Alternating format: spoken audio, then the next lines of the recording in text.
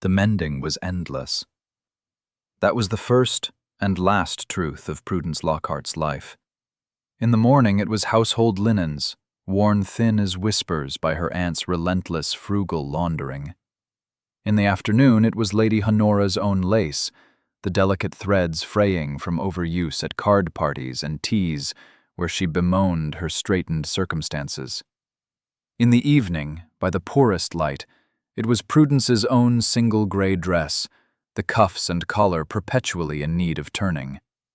She was 24 years old, and her world had been reduced to the eye of a needle. Her other task was the accounts. Each week, she would sit at the rickety escritoire in the corner of the morning room, her aunt's chaotic collection of bills and receipts before her.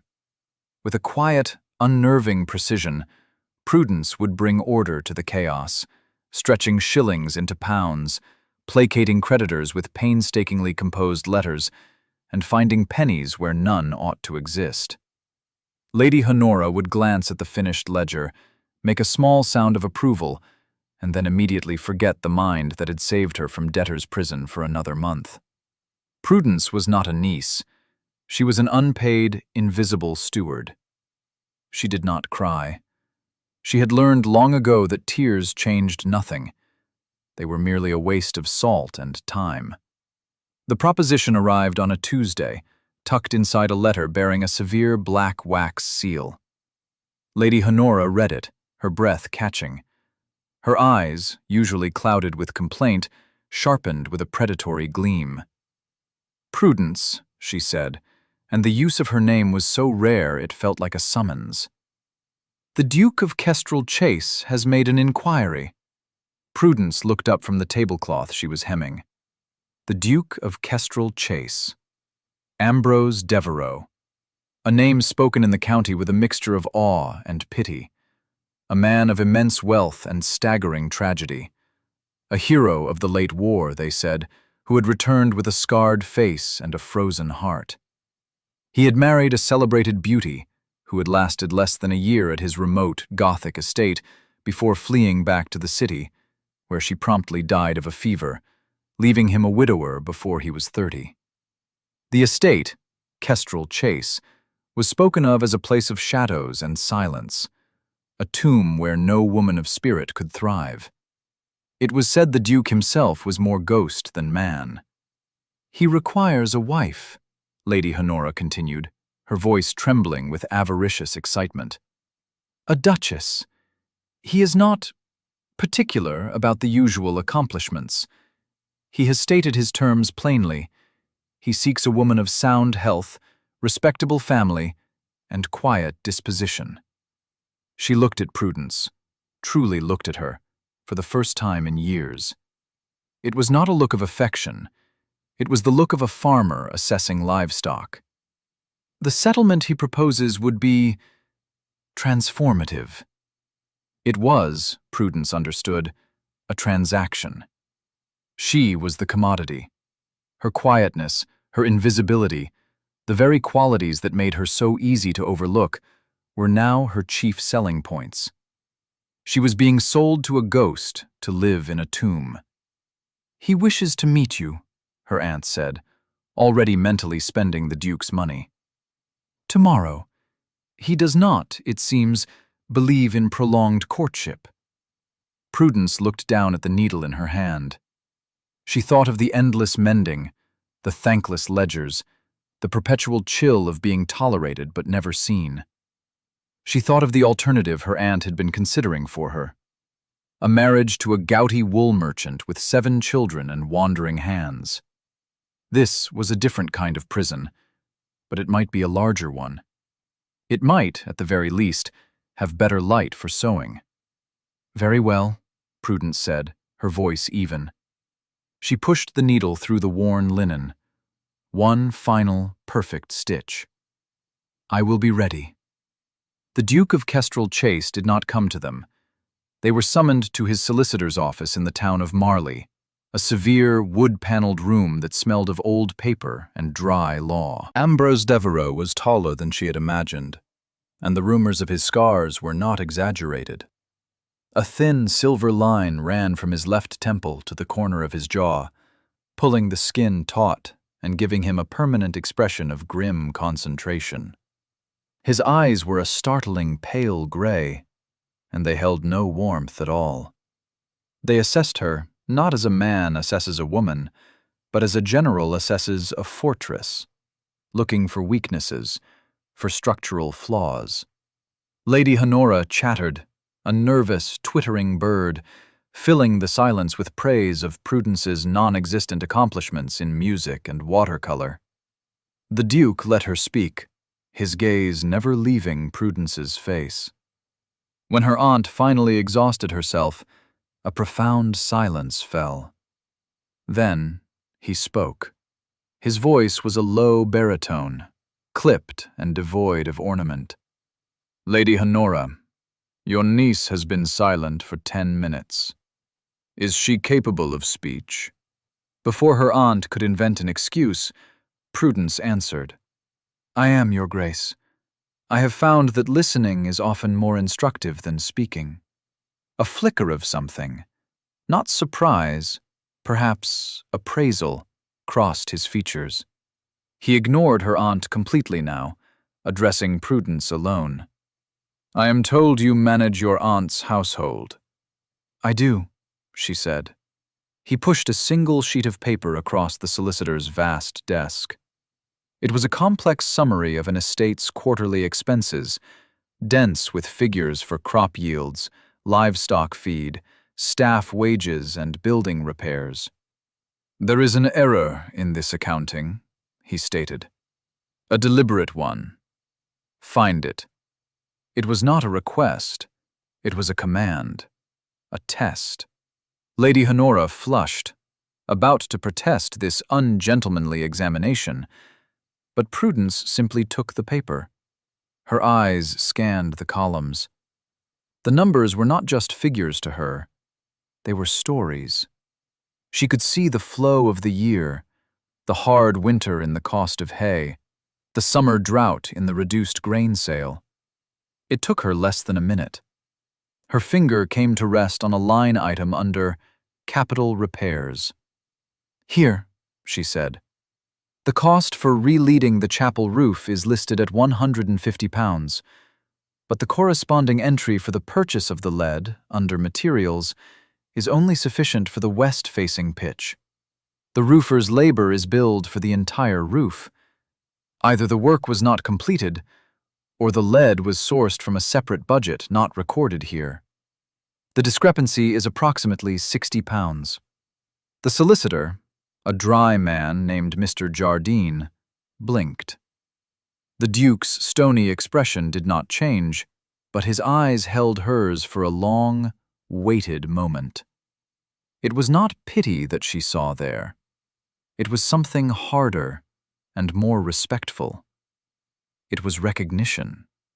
"The work was not completed," the Duke said quietly. The steward was dismissed. He retrieved the paper. "I have no need for a duchess who plays the pianoforte or swoons at poetry. I have a household in disarray, an estate that has been mismanaged, and a name that requires an heir. My first wife found Kestrel Chase isolating. She found me lacking in the required social graces." He said it without a trace of self-pity, a statement of fact. "This will be a marriage of contract. I will offer you my name, my protection, and a position of absolute authority within my home. You will manage the estate, provide a legitimate heir, and comport yourself with dignity. In return, I will expect your loyalty and your honesty. There will be no pretense of affection between us. Do you understand these terms?" Prudence met his gaze without flinching. Protection, authority, honesty. These were words she understood far better than affection. This was a ledger she could balance. "I understand them perfectly, Your Grace." Ambrose, he corrected her, the word sounding foreign on his tongue. If we are to be married, you will use my name.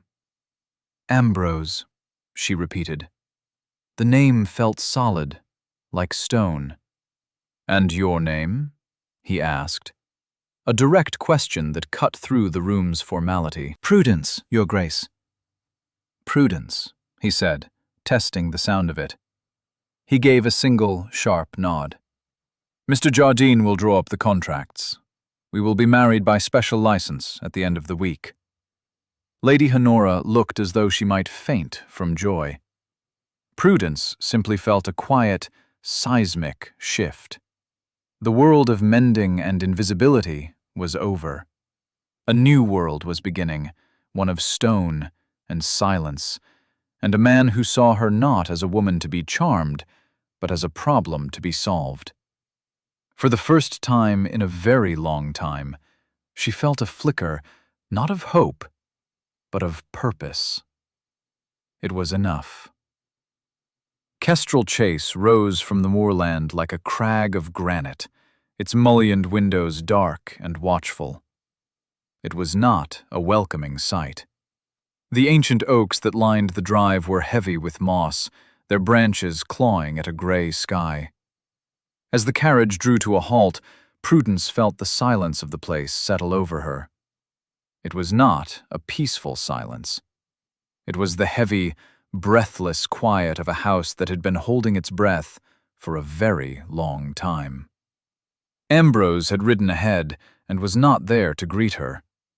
The great oak doors swung open, and a woman stood there, ramrod straight, her face a mask of stern disapproval. She was dressed in black bombazine, a chatelaine of keys at her waist jangling softly, the only sound in the cavernous hall.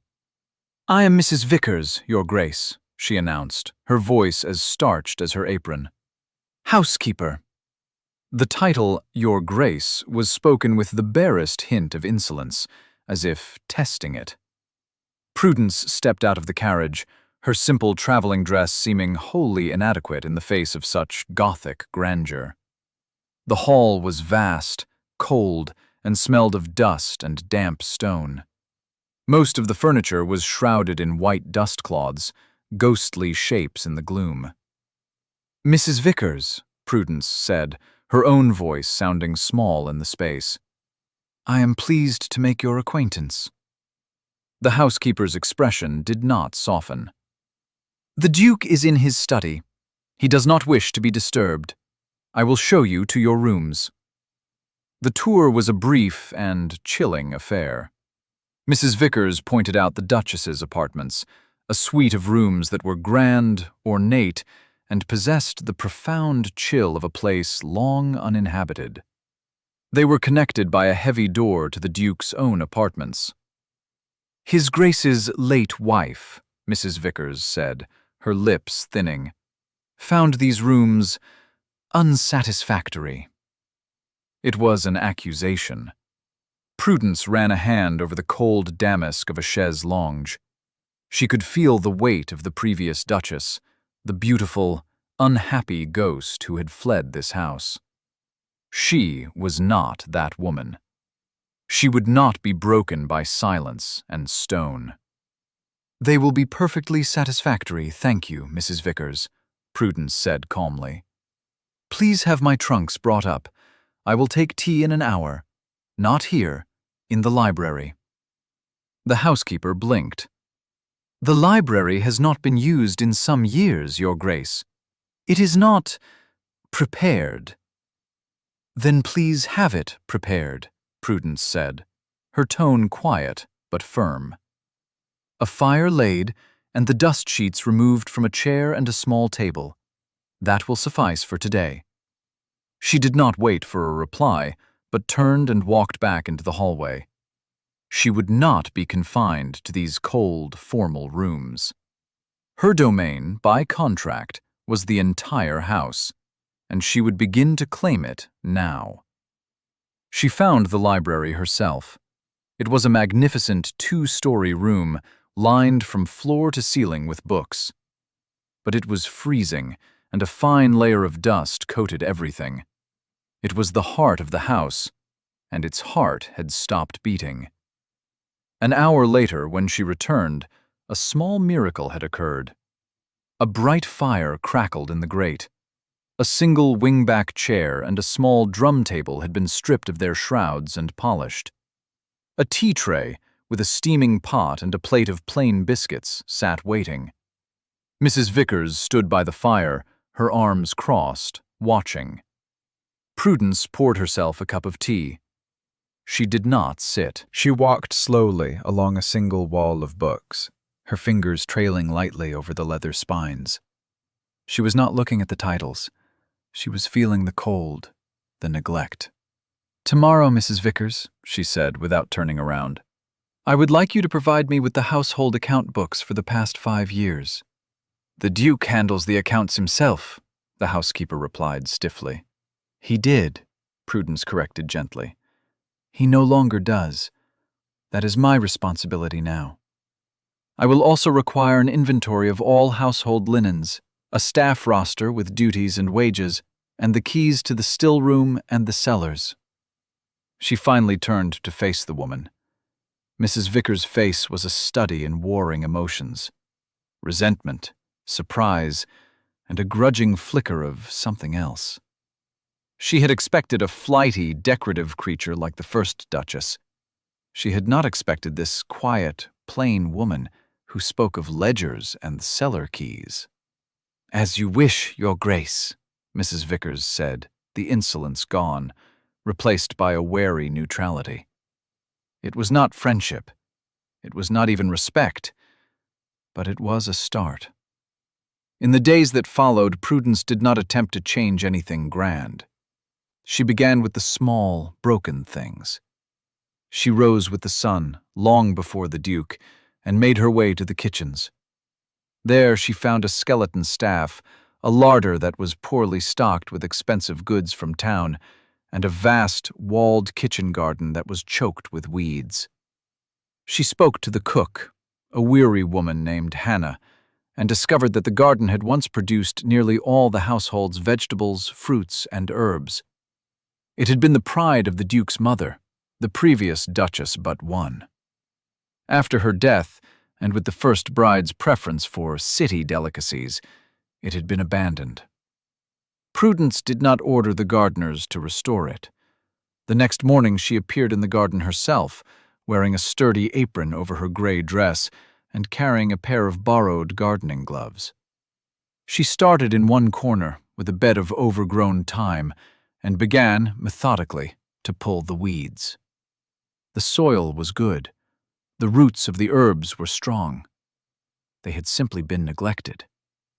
After an hour, a young undergardener, a boy named Jem, appeared, watching her with wide eyes. "Your Grace," he stammered, "oughtn't I to be doing that?" "You have other duties, Jem," she said, not looking up. "But if you have a spare moment, you could show me where the old compost heaps were." By the end of the week, Jem and 2 of the maids were spending an hour with her in the garden each morning, their initial shock replaced by a quiet enthusiasm. They cleared mint and rosemary, uncovered rows of stubborn carrots, and found a patch of asparagus still producing spears. Inside the house, Prudence waged a similar, quiet war. With the old account books spread before her in the library, she traced the estate's decline. She saw the shift from self-sufficiency to expensive dependency. She saw the waste, the redundancies, the slow decay. She began making small changes. She ordered flour from the local mill instead of from a merchant 50 miles away. She calculated that the cost of keeping 2 extra dairy cows would be less than the cost of buying butter, and instructed the head groom accordingly. She and the Duke lived as 2 ships passing in the night. They dined together each evening in the cavernous dining hall, a vast expanse of polished mahogany between them. Their conversation was brief, formal. He would ask if her day was satisfactory. She would reply that it was. He never asked what she was doing. He simply watched her, his pale gray eyes unreadable. She could feel his observation like a physical weight, but she did not let it deter her. She was fulfilling her side of the contract. One afternoon, exploring the East Wing, she found a locked room. Her key ring, provided by a now curtsying Mrs. Vickers, held a key that fit. The room was a small study or sitting room, thick with dust. On a large central table, covered by a stained dust sheet, were several large portfolios. Prudence opened one. Inside were the most exquisite botanical illustrations she had ever seen. Pressed flowers and watercolors of breathtaking detail, each labeled with its Latin name in elegant script. But they were damaged. Water had gotten in from a leaking window box, staining the heavy paper, causing some of the delicate dried specimens to molder and fall away.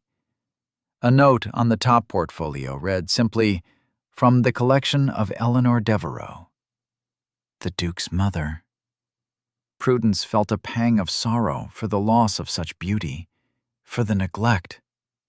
Without a second thought, she sent for soft cloths, blotting paper, and a bookbinder's press she had seen in the library. For the next several days, in the afternoons, she worked in that forgotten room. She carefully separated the stuck pages, dried the damp spots, and cleaned the mildew from the priceless illustrations. It was slow, meticulous work. It was like mending, but on a far grander scale. She was mending the memory of a woman she had never known. She was so absorbed in her task one afternoon, carefully reaffixing a pressed fritillary to its page, that she did not hear the door open. "What are you doing?" Ambrose's voice, sharp and cold, made her jump. He stood in the doorway, his tall frame filling the space, his face dark with an emotion she could not read. He looked from her to the delicate prints spread across the table. "Your Grace," she said, rising to her feet. "I found these. They were being damaged by the damp. I was attempting to preserve them." He walked slowly into the room, his boots silent on the dusty floorboards. He stopped at the table, his gaze falling on the prints she had just been working on. He did not look at her. "My mother painted these," he said, his voice lower now, stripped of its harshness. "She was a renowned botanist. She loved the gardens here more than anything." He reached out a hand, his fingers hovering just over the watercolor of a wild orchid. "After she died, my father had this room locked. My first wife, she had no interest in such things." He finally looked at Prudence, and for the first time, the veil of coldness in his eyes lifted, just for a moment. He saw her, not as a duchess, not as a contractual partner, but as a woman with paste on her fingers, carefully saving his mother's legacy. "No one has entered this room in 20 years, he said, his voice barely a whisper. "Thank you." He turned and left as silently as he had come, leaving Prudence standing in the dusty sunlight, her heart beating a little faster. It was not an apology. It was not a declaration. But it was the first crack in the stone wall of Kestrel Chase. And it was the first time he had thanked her for anything. That night at dinner, the silence between them was different. It was no longer empty. It was filled with the unspoken memory of a woman's love for flowers and another woman's quiet, careful hands. The Duke of Kestrel Chase began to change. So slowly, Prudence thought she might be imagining it. He started dining with her not in the echoing baronial hall, but in the smaller, warmer breakfast parlor where the firelight gleamed on the newly polished wood. He spoke more. He asked her about the gardens and listened, truly listened, as she described her plans to reclaim the old rose walk. He would appear in the library in the evenings, not retreating to his study, but taking a chair on the other side of the fire and reading. He never commented on the changes in the house, the fresh flowers in the hall, the smell of baking bread that now greeted him, the quiet hum of a contented staff. But he noticed them. She knew he did. One evening, he looked up from his book and said, "Mrs. Vickers told me you balanced the quarterly accounts." "I did," Prudence replied, her eyes on the ledger she was reviewing. "You have reduced household expenditures by 30%, while simultaneously improving the quality of everything from the bread to the candles." It was a flat statement of fact. "The estate has rich resources, Ambrose," she said, using his name for only the third or fourth time. "It was simply a matter of using them. My father's stewards could not manage it. My own could not manage it. My first wife bankrupted two of them with her demands for Parisian gowns and Venetian glass." He paused, his gray eyes fixed on her. "You have been here 3 months, and you have made this house solvent." It was the highest praise he was capable of giving, and it warmed her more than the fire. She was not beautiful, she was not charming, but she was competent. And in this house, with this man, competence was valued. It was a foundation, solid and real, upon which something else might, eventually, be built. A shift in perspective. Ambrose Devereux stood in the shadows of the upper gallery, looking down into the main hall. It was late, and the house was quiet. But it was a different quiet now, a living quiet. A lamp had been left burning on a side table, its golden light pooling on a vase of late-blooming roses from the garden. He could smell them from where he stood. He could smell the beeswax used to polish the floors and the faint, clean scent of lavender from the linen closets. For 5 years, since his return from the war and the disastrous, humiliating year of his first marriage, this house had been his mausoleum. He had walled himself up inside it, content to let the dust gather and the silence deepen. He had wanted nothing more than to be left alone in his numb grief. The world outside was full of noise, of pitying looks and whispers about the beautiful Helena, who could not bear to live with the scarred war hero. He had married Prudence Lockhart as an act of grim necessity. He needed an heir. He needed a manager. He had chosen her for her plainness, her quietness, her startling, unadorned honesty in the solicitor's office. He had expected her to be a functional, unobtrusive piece of household machinery. He had not expected her to bring the house back to life. He had watched her, unseen, from his study window as she first knelt in the dirt of the abandoned kitchen garden. He had thought it a strange, unbecoming whim. Then he had seen the results on his dinner plate. Fresh, sweet peas, tender new potatoes, things he had not tasted since his mother was alive. He had watched as the servants, once sullen and slow, began to move with purpose. He heard their laughter from the kitchens sometimes. Mrs. Vickers, who had served his family for 40 years and had despised his first wife with a silent, burning passion, now spoke of her grace with a fierce, protective pride. And then there was the matter of his mother's portfolios. He had not been able to bring himself to enter that room. The memory of his mother, vibrant and alive among her flowers, was too painful, tangled up with the grief of his father's subsequent decline. He had found Prudence there, not gawking at a curiosity, but performing an act of quiet restoration. She had touched a part of his past he had thought sealed away forever, and instead of pain, he had felt a strange, unexpected peace. He had thought he wanted a Duchess who would demand nothing of him emotionally. He had built his walls high and thick for that purpose. But this quiet, capable woman was not demanding anything. She was simply rebuilding. And in doing so, she was dismantling his defenses, stone by silent stone, without even seeming to notice. He found himself listening for her step in the hall. He found himself thinking of what he might say to her over dinner that would earn one of her rare, small smiles.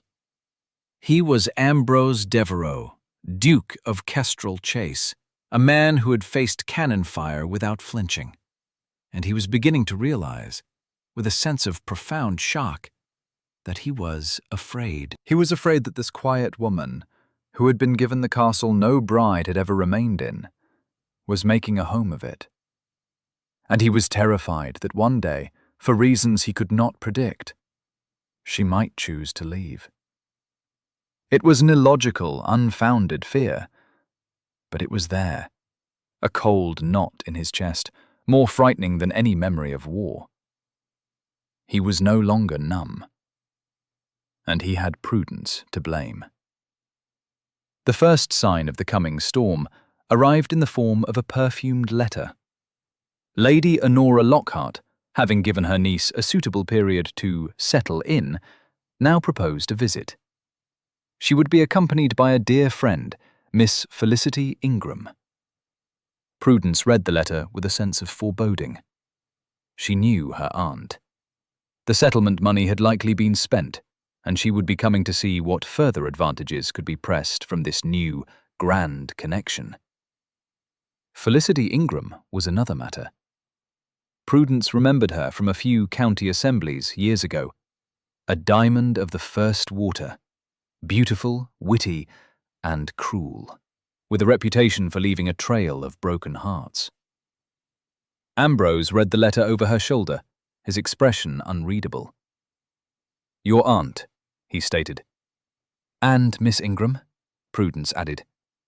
"I believe you are acquainted with her family." "Her father is a viscount. He owns the neighbouring estate to the east," Ambrose said, his voice flat.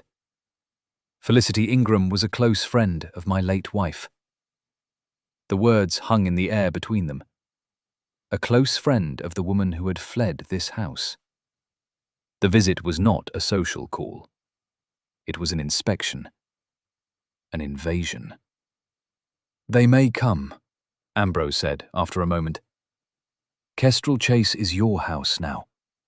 You will receive whom you choose." He turned to leave the room, then paused in the doorway. "Do not let them trouble you, Prudence." But they did trouble her.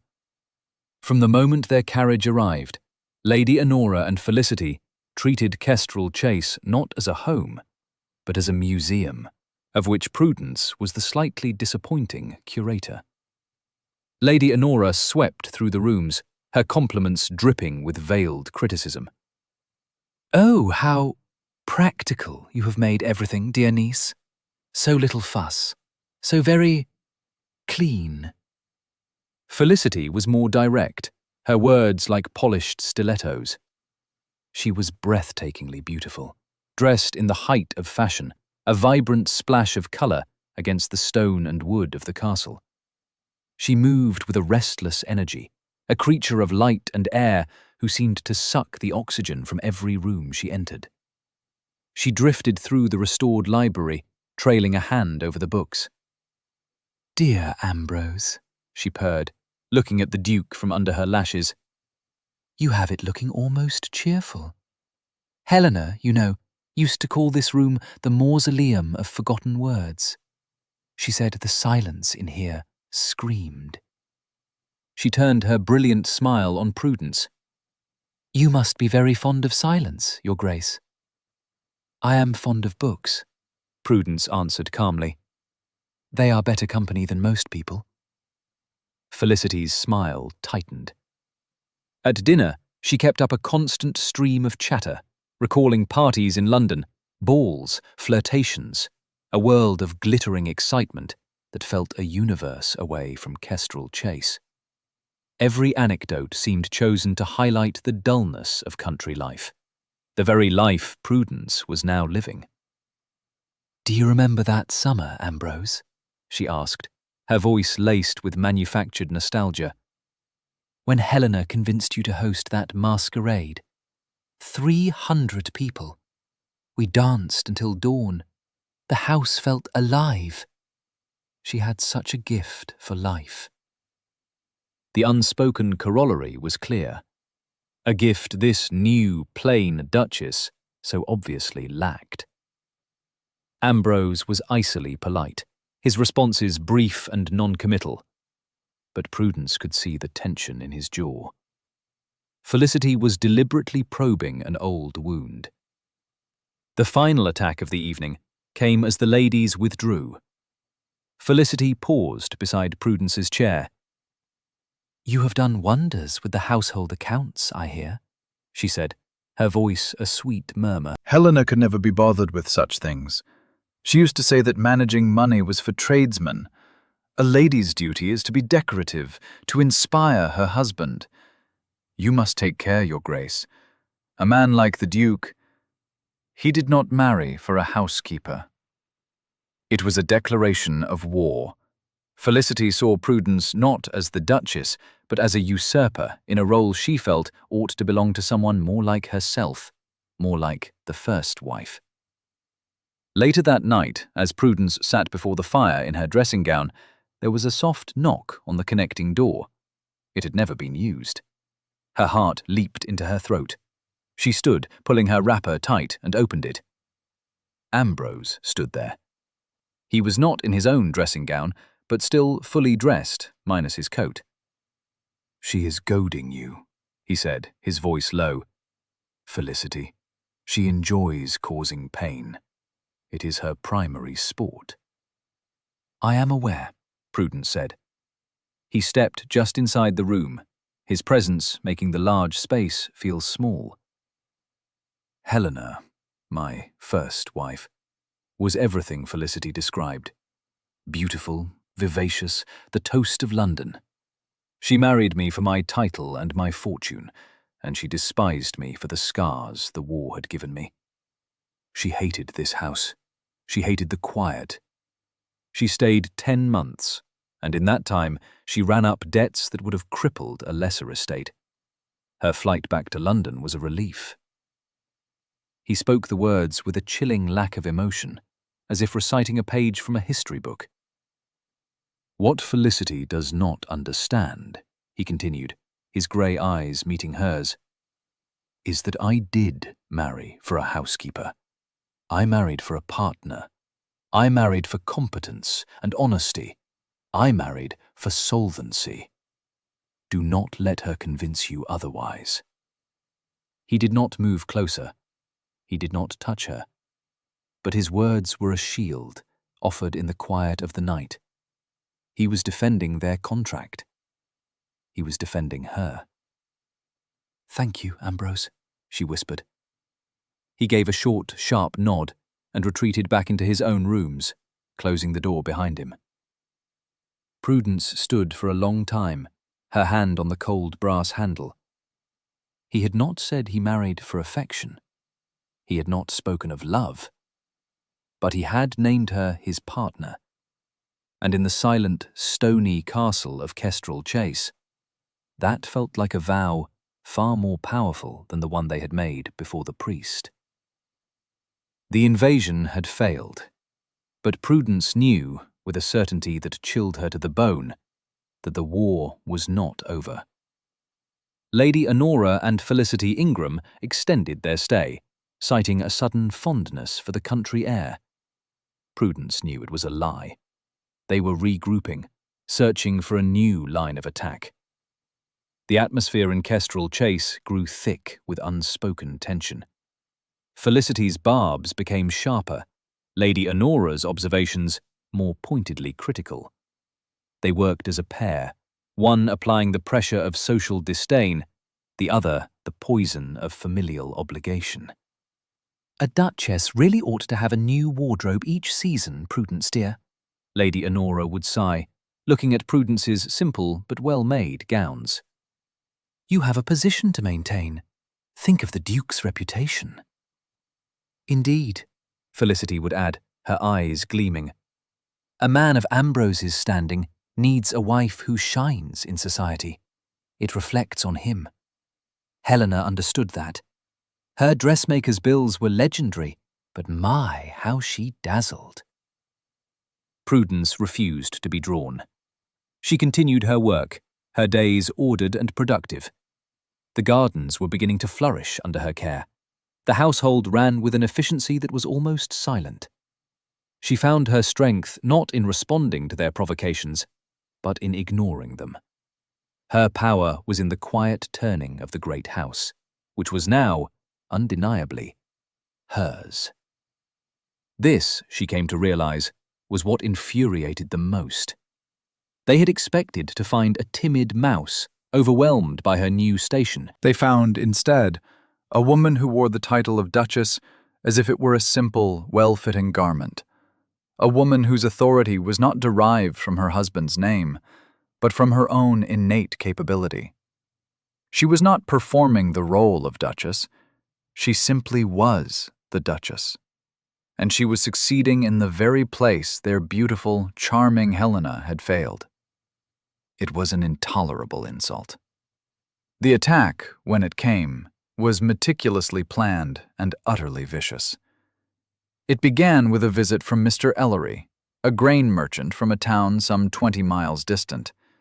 He was a new supplier, one Prudence had engaged on the recommendation of a neighboring bailiff, as his prices were more favorable than their previous merchant. He arrived one afternoon, his face a mask of polite concern, and requested a private interview with the Duke. Ambrose received him in the study, a room he now used less and less. Prudence was in the library, finalizing the menus for the coming week, when Ambrose sent for her. She entered the study to find him standing behind his desk, his face like a thundercloud. Mr. Ellery sat opposite, looking distressed. "Your Grace," the merchant said, turning to her with a bow, "a most distressing matter has come to my attention." Ambrose said nothing. He simply pushed a sheaf of papers across the desk towards her. One was an invoice from Mr. Ellery for a large shipment of seed oats dated 2 weeks prior. The other was a letter.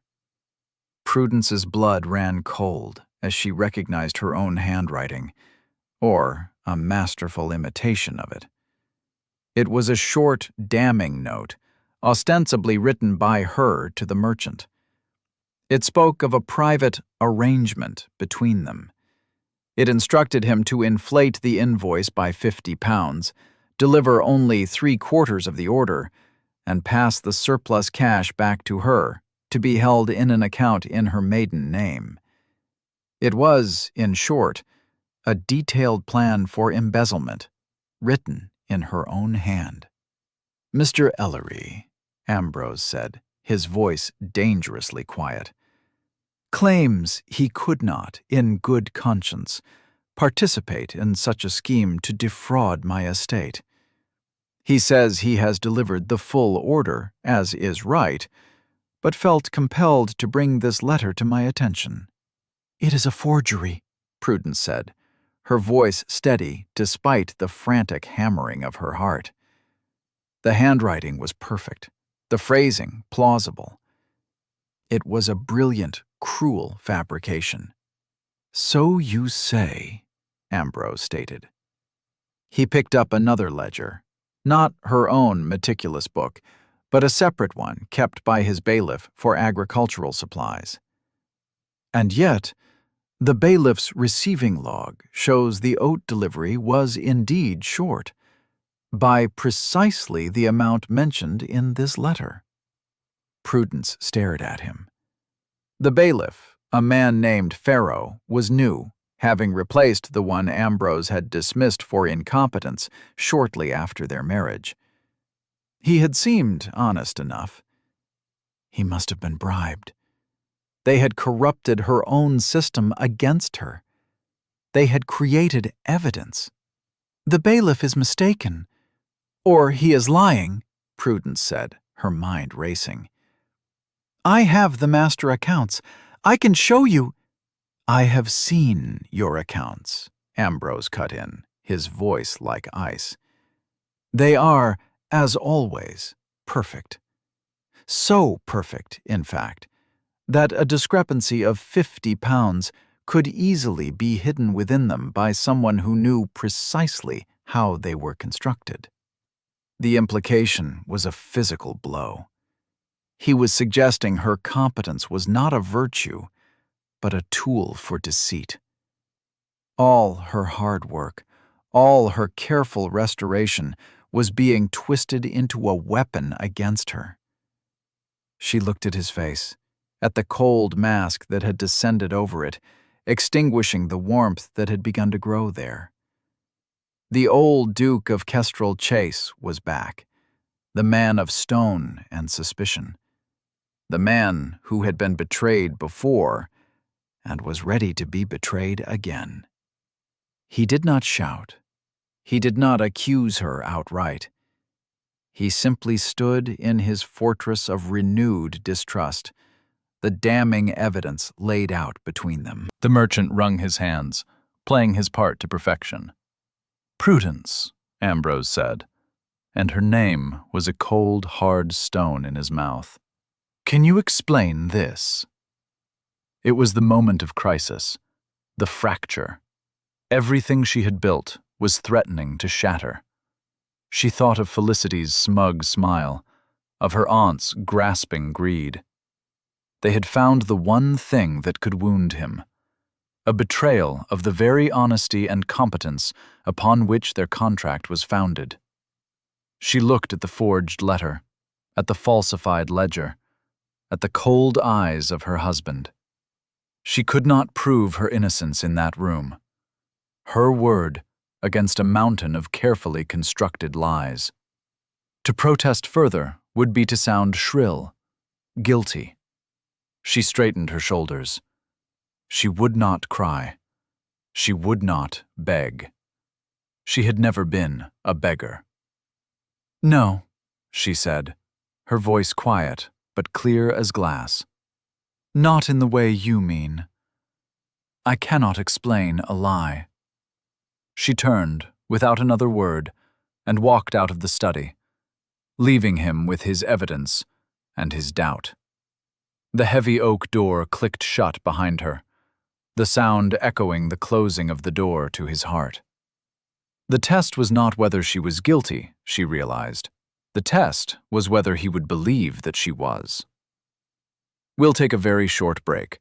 If you don't want to miss new stories, please subscribe to the channel. For 3 days, a glacial silence descended upon Kestrel Chase. It was a silence far worse than the one that had first greeted her. That had been the silence of neglect. This was the silence of active distrust.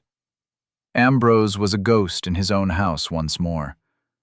They took their meals in the vast dining hall again, the length of the table a desolate, unbridgeable chasm between them. He did not speak to her. He did not look at her. The warmth of the past months might never have existed. Prudence continued her duties. It was all she knew how to do. She met with Mrs. Vickers, planned the meals with Hannah, and spent time in the garden, her hands in the soil. It was an act of defiance. She would not allow their lies to undo her work. She would not allow his doubt to make her idle. The staff watched her, their faces etched with worry. They had come to love their new Duchess, and they could feel the chill emanating from the Duke's study. Mrs. Vickers' loyalty, however, was absolute. "Lies have short legs, Your Grace," the housekeeper said one morning, her voice fierce as she placed the tea tray before Prudence. "Truth will outrun them in the end." Prudence gave her a grateful look, but she knew it was not that simple. Ambrose valued evidence, and the evidence was against her. His trust, a fragile, new-grown thing, had been poisoned at the root. On the 4th day, a footman delivered a note to her. It was from Ambrose. His script was severe, angular. It was not a note of reconciliation. It was a summons. "I am hosting a dinner on Friday evening. You will be present. Among the guests will be Lord and Lady Ingram, Miss Felicity Ingram, and your aunt, Lady Honora Lockhart. The Dowager Marchioness of Fenwick will also be in attendance. Prudence's breath caught. The Dowager Marchioness. A woman renowned throughout the county for her sharp tongue, her sharper mind, and her utter intolerance for foolishness of any kind. She was an old friend of the Devereux family, a woman whose opinion carried immense weight. Ambrose was assembling a tribunal. He was going to put her on public trial. A wave of cold fury washed over Prudence. He would not confront her privately, would not give her the dignity of a direct accusation. He would shame her before the county. All her work, her quiet dignity, her restoration of his home, it meant nothing. In his eyes, she was already guilty. Very well. If he wanted a public spectacle, she would give him one. But it would be on her terms. For the next 2 days, she prepared. She did not weep or rage. She worked. She spent hours in the library with her own account books, the ones she had kept with painstaking detail since the day of her arrival.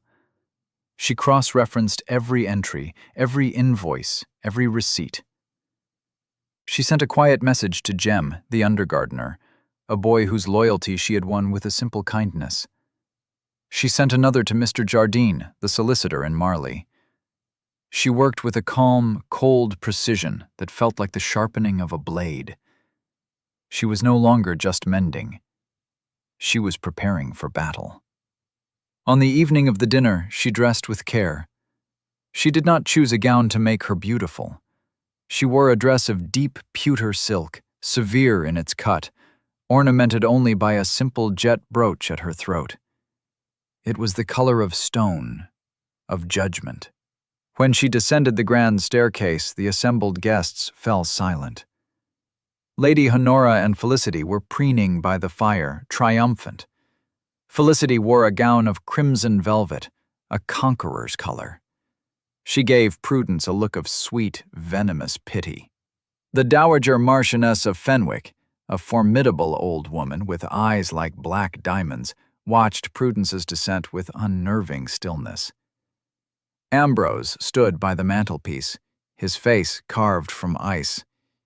He looked at her, and his expression was that of a stranger. The sight of it was more painful than any blow. Dinner was an agony of strained civility. The air was thick with unspoken accusations. Felicity dominated the conversation, her laughter brittle and loud.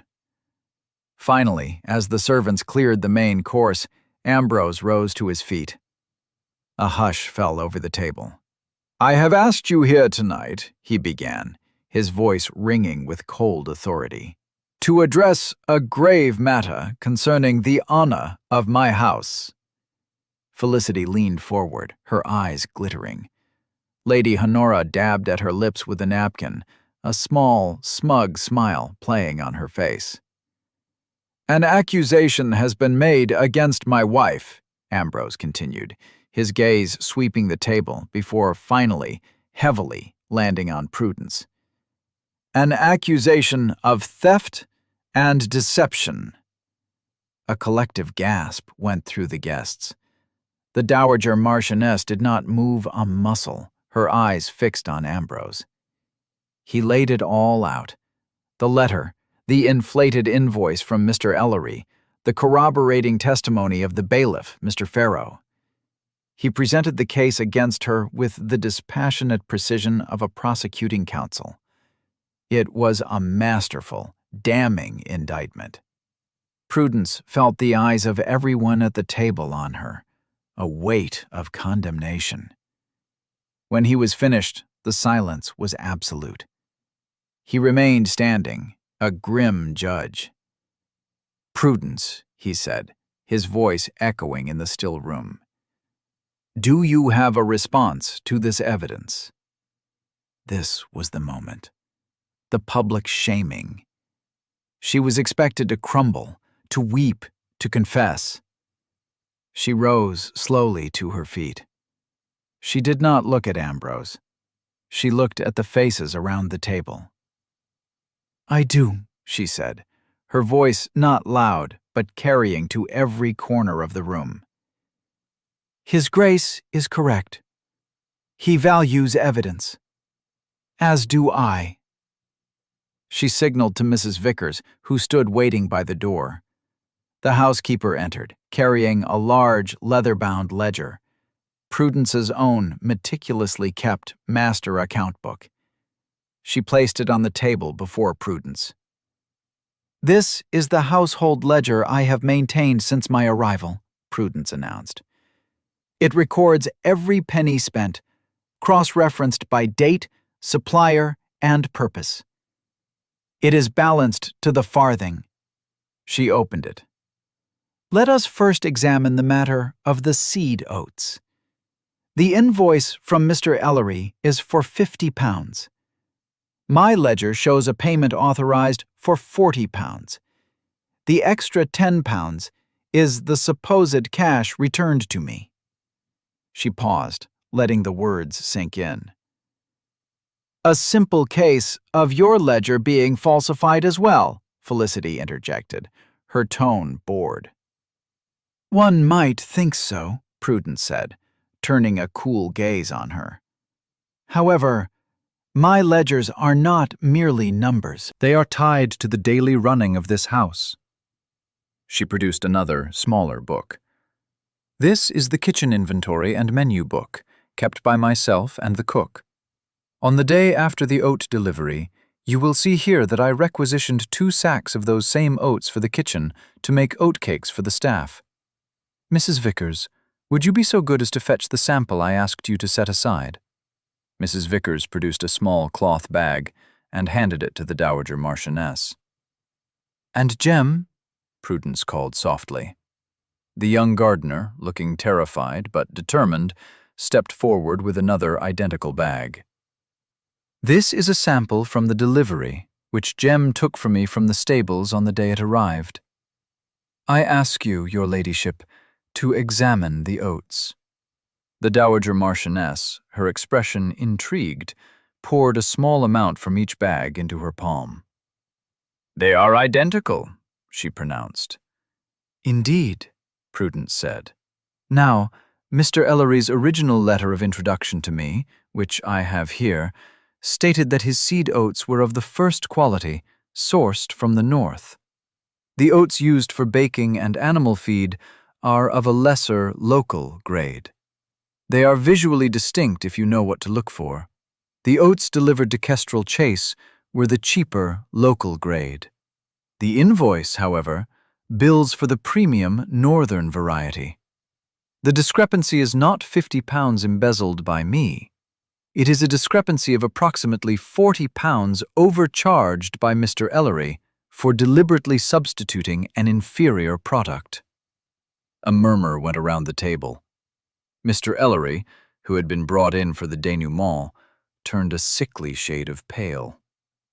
"As for the bailiff's testimony that the delivery was short," Prudence continued, her voice gaining strength, "Jem, please tell His Grace what you told me."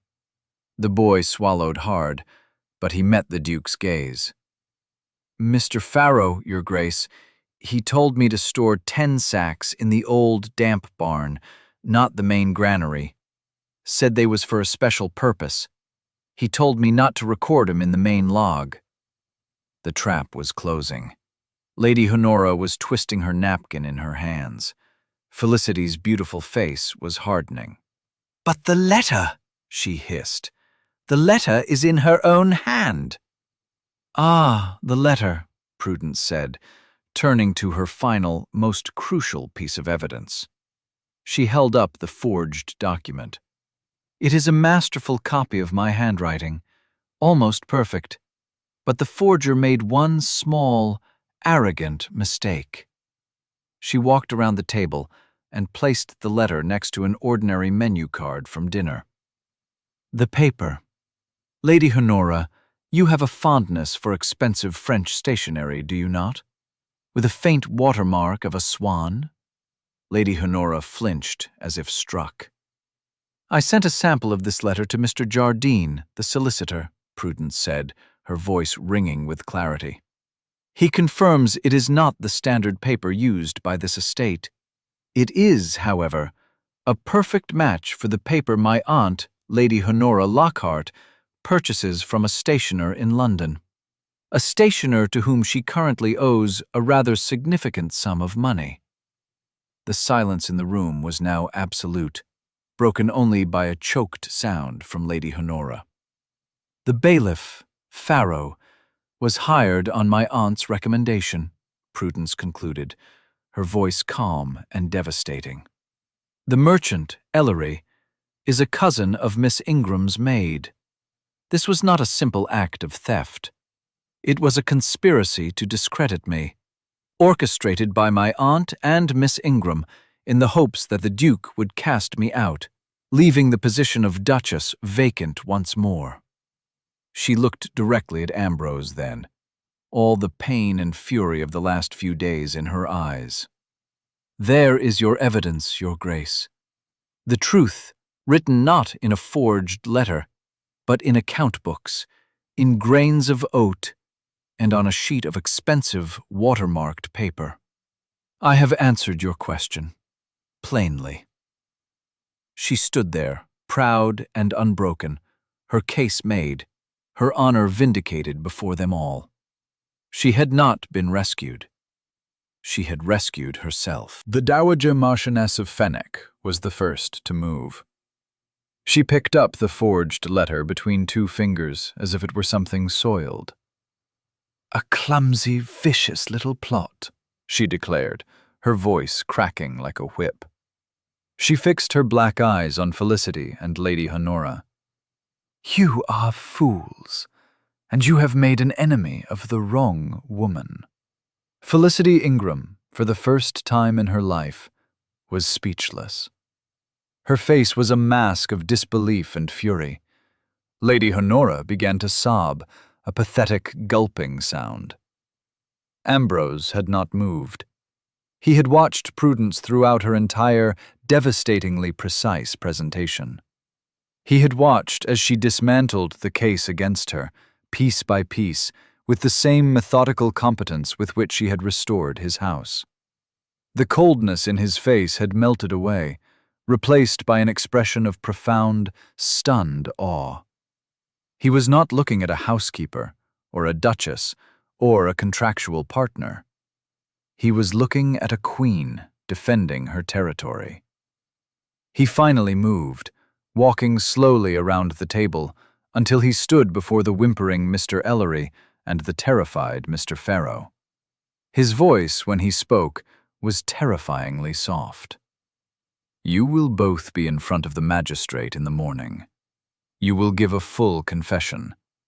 If you do not, I will personally see to it that you are transported."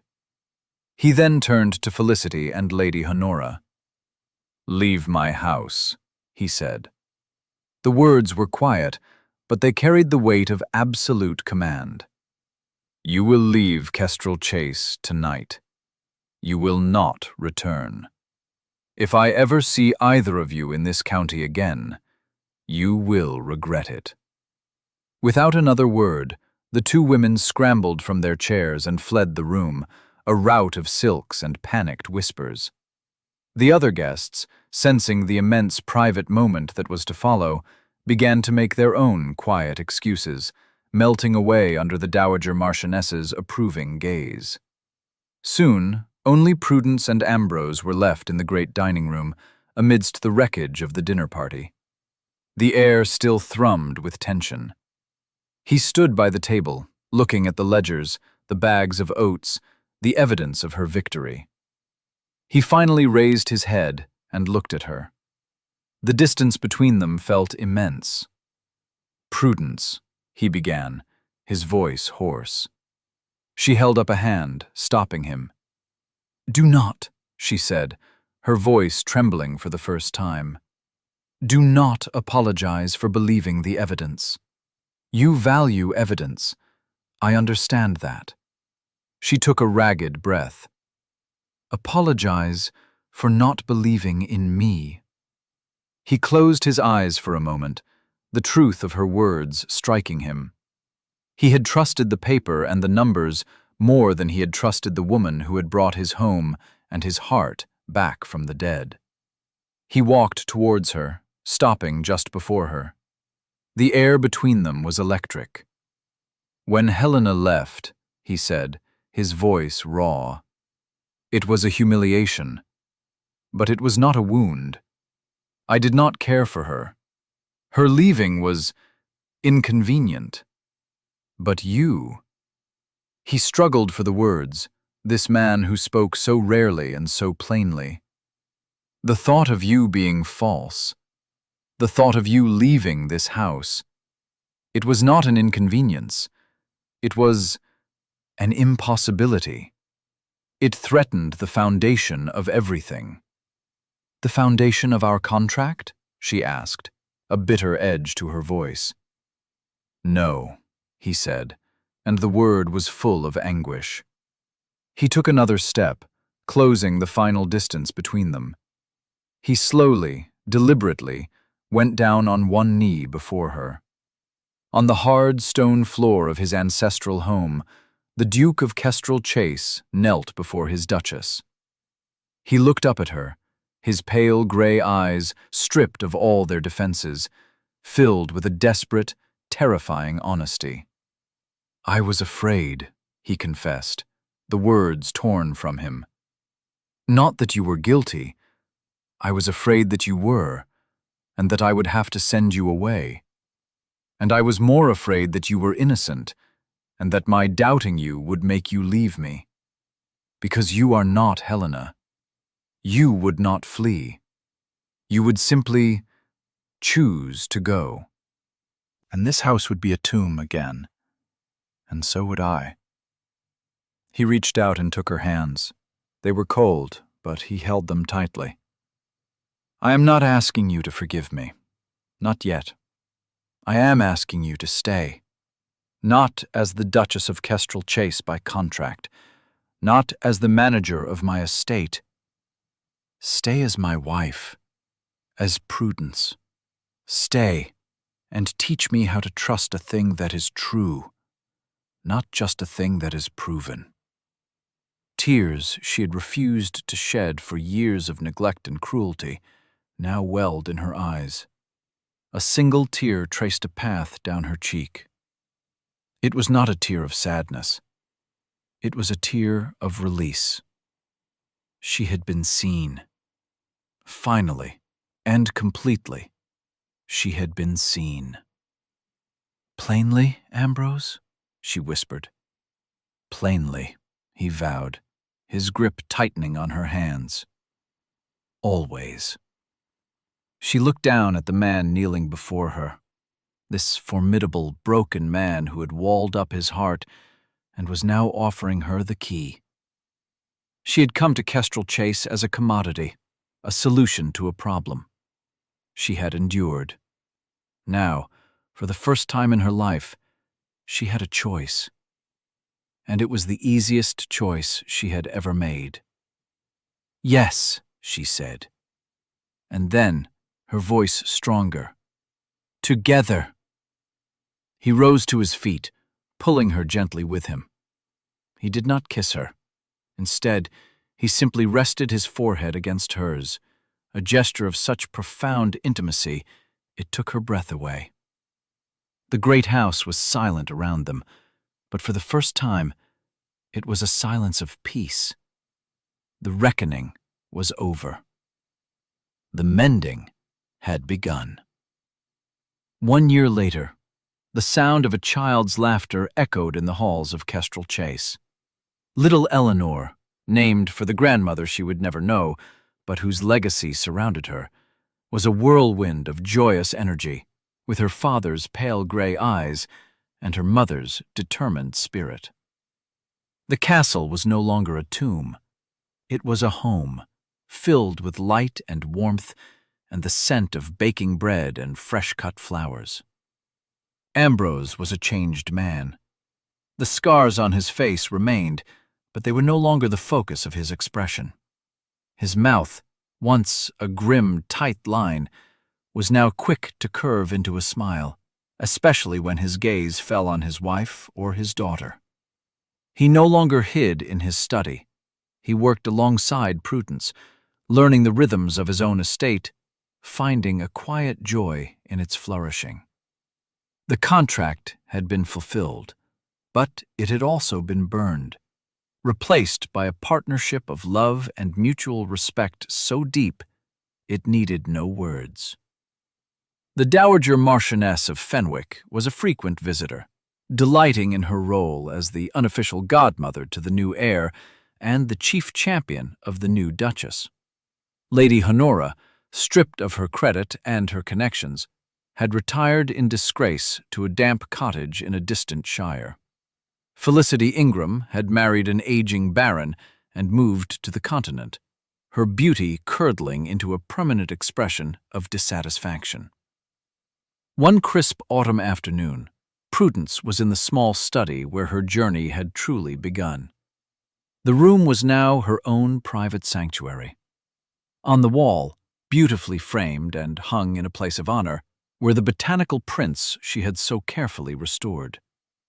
Ambrose came to stand behind her, sliding his arms around her waist and resting his chin on her shoulder. They stood in comfortable silence, looking at the delicate, hand-painted flowers. "Do you remember what I said?" he murmured into her ear. "That I married for a housekeeper." "I remember," she said, a smile in her voice. "I was a fool," he said simply. "I married for the only woman who could see that the roots were still good. In the garden, in this house, in me." She turned in his arms and placed her hand on his cheek, her fingers tracing the silver line of his scar. He was no longer a ghost, and she was no longer invisible. He had given her the castle no bride had ever remained in, and she had given him a reason to be afraid she might leave. And in that shared, acknowledged vulnerability, they had found their strength. He leaned down and kissed her, a slow, gentle kiss that spoke of shared days and peaceful nights, of ledgers and laughter, of a love that had been proven not with evidence, but with devotion. Together, they had taken a place of stone and silence and taught it how to live again. Thank you for listening to the story all the way to the end. Please tell us which city you're watching from and what the story made you feel. Don't forget to subscribe so you won't miss new stories.